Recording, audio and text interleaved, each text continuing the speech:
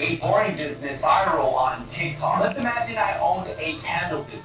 I would film myself going into Walmart and buying the cheapest candle that they sell with the same scent as mine. Then I would go up to random strangers and have them smell both candles, the cheap Walmart one and mine, and ask them which candle they think smells better. Now here's why the video would do great. It involves storytelling. It involves curiosity, incentivizing the viewer to keep watching to see what the strangers pick. And if they pick my candle, that's social proof in real time. Look, I don't care what you sell. Any business can thrive on social media. You just have to have some creativity and a load of confidence.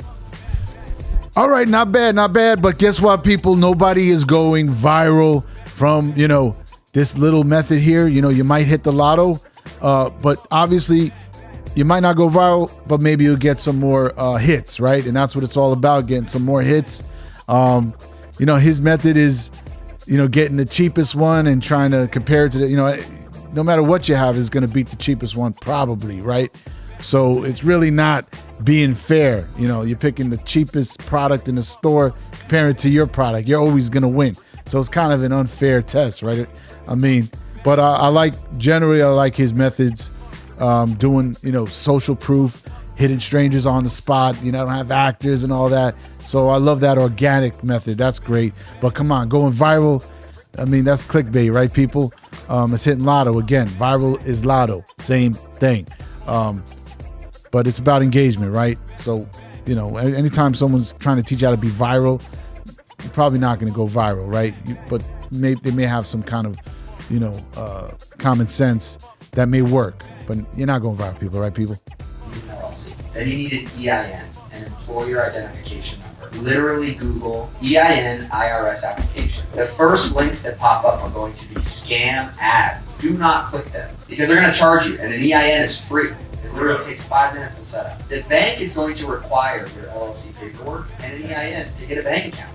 That's step 3, a bank account. So we have LLC, EIN, bank account. You're going to get an accounting software like QuickBooks, or at least a spreadsheet. This is actually biz in the box. Those 4 steps for any business. I don't care if this is your 10th business. You will need to do those 4 things. Okay. All right, people. That's the simplicity of it, right? You need those 4 things. Completely true. He summed it up. A lot of people that are starting businesses, believe it or not, don't even know this. But these are the very first steps before you can even think about selling or servicing someone. So good stuff. Good stuff.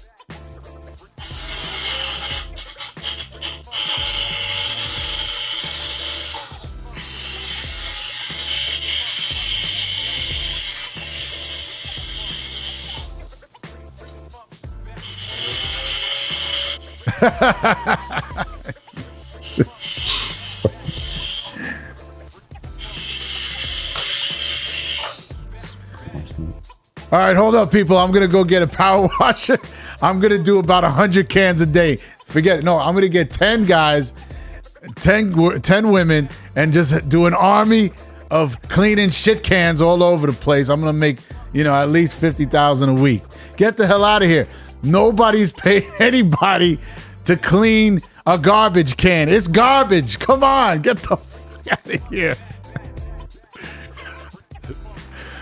I don't know. First of all, I've never paid for anyone to clean my garbage can. I've never seen anyone come around and even ask me to clean my garbage cans. So this guy had a brilliant idea. Maybe it was the first day of COVID and everybody was panicking. And maybe he did that 2100 the first week of COVID pandemic. But definitely no one is paying anyone to clean their garbage can. Those are waste management cans, actually, which is a private garbage pickup. It's not the city garbage pickup. Right. So it's an area that the city doesn't provide pickup for. Right. It could be high end, could just be far. Yeah. So anyway, point is, but that's just some BS. Straight BS. I don't know. I don't know anyone that's ever paid for that. I've never paid for it. So that's a scam. Clearly, scam.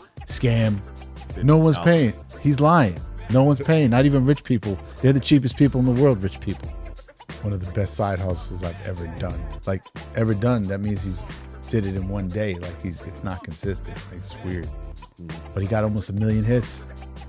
Great habits that made you a millionaire in 23. Learning to say no. No to girls, no to parties, no to fast eating movies, because those things, they really distracted me a lot. And I had to learn how to control myself. Number 2, I love to fail. I have failed at almost every single thing in my life. And only the lessons that I've learned are worth billions, not millions. And number 3 is going to the gym and taking care of my health. Because it's health first, wealth, love, and then happiness. He loves, so you have to love to fail. I don't think anyone loves to fail. Going to the gym? Who's got time for the gym? The out of here, dude. Oh, God. I mean, saying no is a great tip. One of the best tips that this video has. You got to say no to a lot of things in order to make time and sacrifice to go about your business and succeed at your career, business, whatever. You're going to have to say no to a lot of things that seem tempting and fun. Love that advice. Love that advice. But don't ever love to fail, people. Worst advice. You can embrace failure and try to turn it around, but don't love it, all right? Don't love it like you love cookies and you love ice cream and you love your partner. You know, don't love failure like that. You gotta hate failure as much as possible. You do not want failure. But when it does happen, don't freak out. That doesn't mean love it. Just don't freak out. Embrace it, see how you failed, correct it, and most likely you won't fail like that again. So he really didn't give you the right advice. Don't ever love to fail. You know, just do something about it. Change your course so you can succeed or not make that mistake again. And the third one was, what the hell was the third one? Gym. The gym. Go to the gym. Guess what? I was probably my fattest at the most successful point of my life, because I did not have time to go to the gym. Guess what I had to say no to? The gym. And I love the gym, and I love playing sports, and I love, you know, activities and staying in shape, but I had to say no to the gym. So bad advice, dude. Go to the gym after you succeed, because you know what? I see tons of muscle heads in the gym, and they're all broke as shit, okay? Muscle heads broke as hell, but their health and their muscles are more important than anything, more than success, more than anything. And that's good for them. But if you really want to succeed, do not spend your time in the gym. However, do make time to stay healthy, you know, make time to run, you know, hit the gym a couple of times, but that doesn't become a priority. Your health, eat well, you know, take your vitamins, exercise at least a few times a week. But going to the gym can't be the number one priority. And I can tell you, I was probably about 270 pounds at the most successful point of my life. I only started to get fit when I became successful, and I can make more time because I was making money in my sleep or while I was at the gym. 5 things I wish I knew when I stepped into entrepreneurship. Number 1 is an industry or thing. All right. Rule number 1, if an industry says something works and 1 million people are doing it, do not do it. Everyone's doing it already.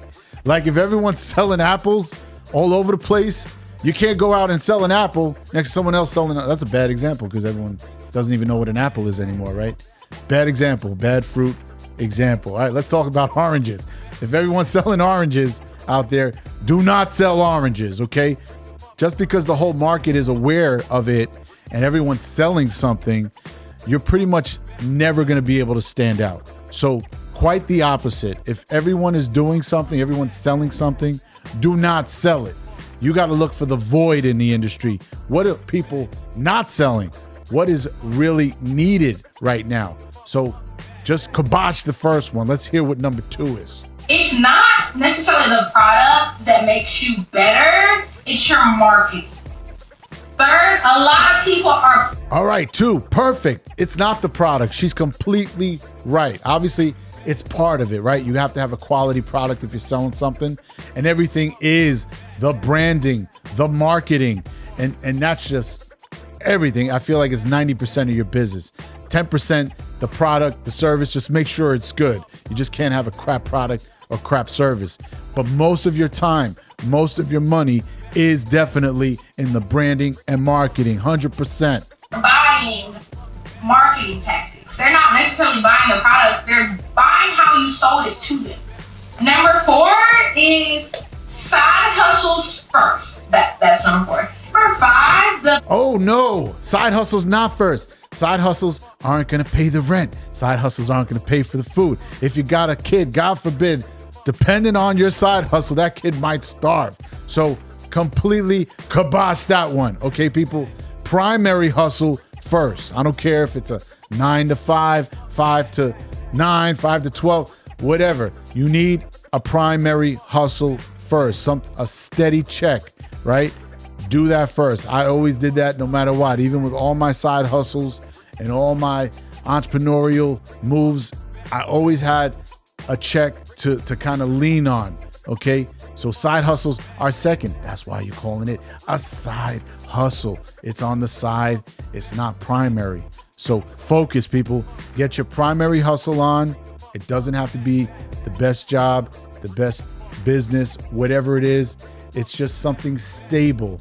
And you know basically the hours that you're going to operate in that business. So you can do your side hustle when you're not doing the primary hustle. And the goal is to do enough side hustling that it eventually becomes your primary hustle, your main hustle, right? But most side hustles depend upon investing in it. And if it's a side hustle, how are you going to support a side hustle with a side hustle? It doesn't work like that. You need a check from somewhere very consistent. You need a check to invest in your side hustle, okay? So people, get a job, get a career, get a stable business, and then do your side hustle on the side. best business for you is the one that combines your God-given gifts, skills that you have acquired, and your passions mushed up into one thing. That's the best thing for you to do because it's gonna require less work because you're naturally good at it. You have acquired skills in that area and you're passionate about it. All right, people, there is some truth to that, but I gotta kibosh it, okay? Because, you know, just because you love cooking or you're great at cooking doesn't mean you're gonna get a job at a 5-star restaurant. It doesn't mean you're gonna own a 5-star restaurant, okay? I'm good, you know, if you're great and amazing at playing basketball, doesn't mean that the NBA is gonna find you in the middle of nowhere at a park, all right? So you gotta separate what you're good at and what you're passionate about with what you can really generate money with. So my formula that integrates passion is always, that's a good starter, but it may not necessarily be what you're great at.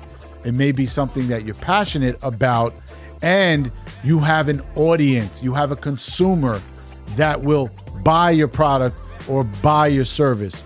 And that's the most important thing. If, for instance, let's say you're friends with a bunch of track runners, you know, some are in college, maybe some are on the way to the Olympics, but for some reason, you got friends with a bunch of runners, right? So the smartest product for you to make, whether you like it or not, might be some kind of sneaker or some kind of support or some kind of, you know, I don't know, braces, you know, that wraps that keep their muscles, you know, from tightening up during running. So the point is, in my experience, you got to find your consumer first, because without the consumer, that product means jack shit. That service is not going to be needed if you can't find your consumer. So consumer first, need first, right? The demand first, and then you come up with the supply. So this is the opposite of what most people are teaching. Like what she's saying is, you don't go with your passion necessarily. You don't go with what you're good at. You go with what's needed, right? Supply and demand.